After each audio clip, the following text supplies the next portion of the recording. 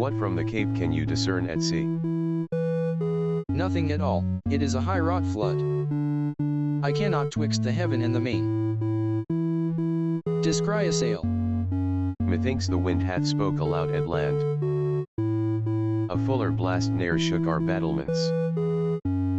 If it hath rough e'en so upon the sea. What ribs of oak, when mountains melt on them, can hold the mortise? What shall we hear of this? A segregation of the Turkish fleet.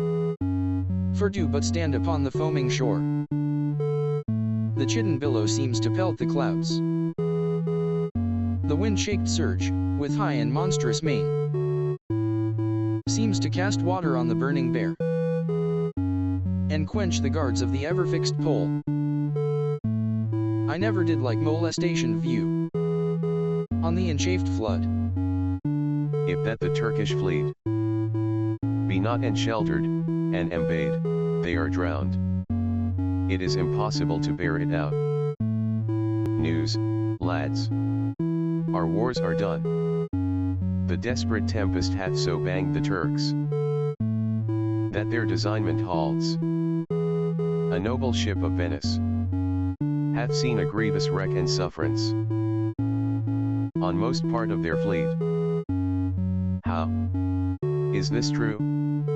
The ship is here put in. A Veronessa.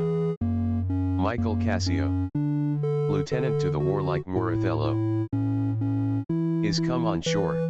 The Moor himself at sea, and is in full commission here for Cyprus. I am glad on it. 'Tis a worthy governor. But this same Cassio, though he speak of comfort touching the Turkish loss, yet he looks sadly, and prays the Moor be safe. For they were parted with foul and violent tempest. Pray heavens he be. For I have served him, and the man commands, like a full soldier. Let's to the seaside, ho! As well to see the vessel that's come in, as to throw out our eyes for brave Othello. Even till we make the main and the aerial blue an indistinct regard. Come, let's do so. For every minute is expectancy of more arrivance. Thanks you, the valiant of this warlike isle, that so approve the Moor. Oh, let the heavens give him defense against the elements. For I have lost him on a dangerous sea. Is he well shipped? His bark is stoutly timbered, and his pilot of very expert and approved allowance. Therefore my hopes, not surfeited to death, stand in bold cure. A sail, a sail, a sail. What noise? The town is empty. On the brow of the sea stand ranks of people, and they cry a sail. My hopes do shape him for the governor. I pray you, sir, go forth, and give us truth who 'tis that is arrived. I shall. But, good lieutenant, is your general wived? Most fortunately, he hath achieved a maid, that paragon's description and wild fame, one that excels the quirks of Blah's winning pens, and in the essential vesture of creation, does tire the engineer. How now? Who has put in? 'Tis one Iago, on sea and to the general. He has had most favorable and happy speed. Tempests themselves, high seas, and howling winds, the guttered rocks, and congregated sands, traders and steep to clog the guiltless keel, as having sense of beauty, do omit their mortal natures, letting go safely by the divine Desdemona. What is she? She that I spake of, our great captain's captain, left in the conduct of the bold Iago, whose footing here anticipates our thoughts. A sea night's speed. Great Jove, Othello guard. and swell his sail with thine own powerful breath, that he may bless this bay with his tall ship. Make love's quick pants in Desdemona's arms. Give renewed fire to our extinct spirits, and bring all Cyprus comfort. Oh, behold! The riches of the ship is come on shore. Ye men of Cyprus, let her have your knees. Hail to thee, lady, and the grace of heaven. Before, behind thee, and on every hand, and wheel thee round. I thank you, valiant Cassio. What tidings can you tell me of my lord? He is not yet arrived, nor know I aught, but that he's well, and will be shortly here. Oh, but I fear. How lost you company? A sail, a sail. The great contention of the sea and skies parted our fellowship. But, hark! A sail. See for the news. Good on sea, and you are welcome. Welcome, mistress. Let it not gall your patience, good Iago, that I extend my manners. 'Tis my breeding that gives me this bold show of courtesy. Sir, would she give you so much of her lips, as of her tongue she oft bestows on me? You would have enough. Alas, she has no speech. In faith, too much. I find it still when I have list to sleep. Marry, before your ladyship, I grant. She puts her tongue a little in her heart, and chides with thinking. You have little cause to say so. Come on, come on. You are pictures out of doors. Bells in your parlors, wild cats in your kitchens. Saints in your injuries, devils being offended. Players in your housewifery, and housewives in your beds. Oh, fie upon thee, slanderer! Nay, it is true, or else I am a Turk. You rise to play, and go to bed to work. You shall not write my praise. No, let me not. What wouldst thou write of me, if thou shouldst praise me? O gentle lady, do not put me to it. For I am nothing if not critical. Come on, essay. There's one gone to the harbour? Madam. I am not merry, but I do beguile the thing I am, by seeming otherwise. Come, how wouldst thou praise me? I am about it, but indeed, my invention comes from my pate as birdlime does from freeze. It plucks out brains and all, but my muse labours, and thus she is delivered. If she be fair and wise, fairness and wit, the one's for use, the other useth. Well praised. How if she be black and witty? If she be black, and thereto have a wit, she'll find a white that shall her blackness fit. Worse and worse. How if fair and foolish? She never yet was foolish that was fair, for even her folly helped her to an heir. These are old fond paradoxes to make fools laugh. In the alehouse, what miserable praise hast thou for her that's foul and foolish? There's none so foul and foolish thereunto, but does foul pranks which fair and wise ones do. O heavy ignorance! Thou praisest the worst best. But what praise couldst thou bestow on a deserving woman indeed? One that in the authority of her merit did justly put on the vouch of very malice itself? She that was ever fair and never proud, had tongue at will and yet was never loud, never lacked gold and yet went never gay, fled from her wish, and yet said, now I may. She that, being angered, her revenge being nigh, bade her wrong stay and her displeasure fly. She that in wisdom never was so frail, to change the cod's head for the salmon's tail.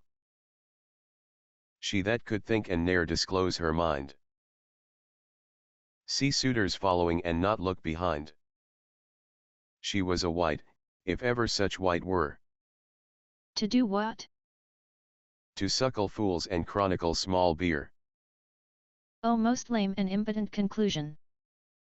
Do not learn of him, Emilia, though he be thy husband. How say you, Cassio? Is he not a most profane and liberal counsellor? He speaks home, madam. You may relish him more in the soldier than in the scholar. He takes her by the palm. Well said, whisper. With as little a web as this will I ensnare as great a fly as Cassio. Smile upon her, do. I will jibe thee in thine own courtship. You say true, 'tis so, indeed. If such tricks as these strip you out of your lieutenantry, it had been better you had not kissed your 3 fingers so oft, which now again you are most apt to play the sir in. Very good. Well kissed, an excellent courtesy. 'Tis so, indeed. Yet again your fingers to your lips? Would they were clyster pipes for your sake. The Moor. I know his trumpet. 'Tis truly so. Let's meet him, and receive him. Lo, where he comes. O my fair warrior! My dear Othello! It gives me wonder great is my content, to see you here before me. O my soul's joy! If after every tempest come such calms, may the winds blow till they have wakened death, and let the laboring bark climb hills of seas, Olympus high, and duck again as low as hell's from heaven. If it were now to die, 'twere now to be most happy, for I fear my soul hath her content so absolute, that not another comfort like to this succeeds in unknown fate. The heavens forbid! But that our loves and comforts should increase, even as our days do grow. Amen to that, sweet powers. I cannot speak enough of this content. It stops me here. It is too much of joy. And this, the greatest discords be, that e'er our hearts shall make. Oh, you are well tuned now. But I'll set down the pegs that make this music. As honest as I am. Come, let us to the castle. News, friends, our wars are done, the Turks are drowned. How does my old acquaintance of this isle? Honey, you shall be well desired in Cyprus. I have found great love amongst them. Oh my sweet! I prattle out of fashion, and I dote in mine own comforts. I prithee, good Iago, go to the bay and disembark my coffers. Bring thou the master to the citadel. He is a good one, and his worthiness does challenge much respect. Come, Desdemona. Once more well met at Cyprus. Do thou meet me presently at the harbour. Come hither if thou beest valiant. As, they say, base men being in love have then a nobility in their natures more than is native to them. List me. The lieutenant tonight watches on the court of guard, first. I must tell thee this. Desdemona is directly in love with him. With him? Why, 'tis not possible. Lay thy finger thus, and let thy soul be instructed. Mark me with what violence she first loved the Moor. But for bragging, and telling her fantastical lies. And will she love him still for prating? Let not thy discreet heart think it. Her eye must be fed. And what delight shall she have to look on the devil? When the blood is made dull with the act of sport, there should be, again to inflame it and to give satiety of fresh appetite, loveliness in favor, sympathy in years, manners, and beauties, all which the Moor is defective in. Now, for want of these required conveniences, her delicate tenderness will find itself abused. Begin to heave the gorge. Disrelish and abhor the Moor. Very nature will instruct her in it, and compel her to some second choice. Now, sir, this granted, as it is a most pregnant and unforced position. Who stands so eminently in the degree of this fortune? As Cassio does? A knave very voluble. No further consignable than in putting on the mere form of civil and humane seeming, for the better compassing of his salt and most hidden loose affection? Why, none, a slipper and subtle knave, a finder out of occasions, that has an eye can stamp and counterfeit advantages, though true advantage never present itself. A devilish knave? Besides, the knave is handsome, young, and hath all those requisites in him that folly and green minds look after. A pestilent complete knave, and the woman hath found him already. I cannot believe that in her, she is full of most blessed condition. Blessed fig's end. The wine she drinks is made of grapes. If she had been blessed, she would never have loved the Moor. Blessed pudding. Didst thou not see her paddle with the palm of his hand? Didst not mark that? Yes, that I did. But that was but courtesy. Lechery. By this hand. An index and obscure prologue to the history of lust and foul thoughts. They met so near with their lips that their breaths embraced together. Villainous thoughts, Roderigo. When these mutualities so marshal the way, hard at hand comes the master and main exercise, the incorporate conclusion. Pish. But, sir, be you ruled by me. I have brought you from Venice. Watch you tonight. For the command, I'll lay it upon you. Cassio knows you not. I'll not be far from you. Do you find some occasion to anger Cassio? Either by speaking too loud, or tainting his discipline, or from what other course you please, which the time shall more favorably minister. Well, sir, he is rash, and very sudden in choler, and haply with his truncheon may strike at you. Provoke him that he may.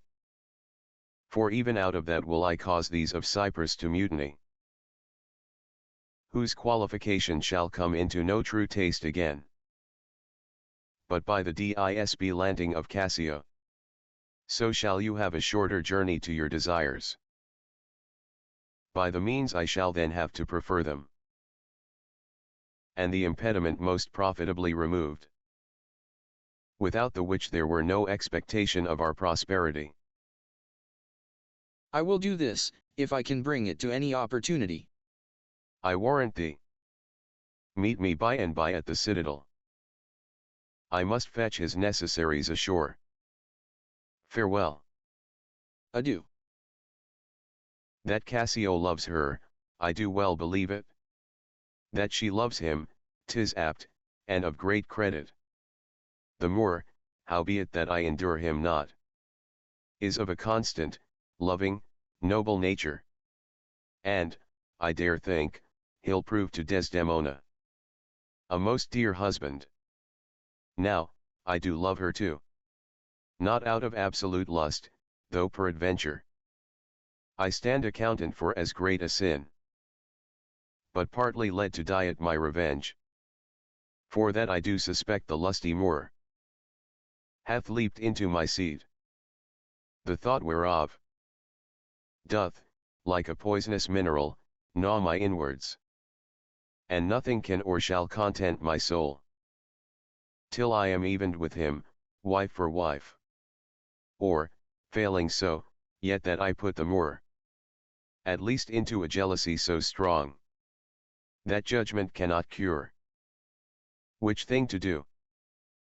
If this poor trash of Venice, whom I trash for his quick hunting, stand the putting on, I'll have our Michael Cassio on the hip, abuse him to the Moor in the rank garb. For I fear Cassio with my nightcap too. Make the Moor thank me, love me, and reward me for making him egregiously an ass, and practicing upon his peace and quiet, even to madness. 'Tis here, but yet confused. Knavery's plain face is never seen till used.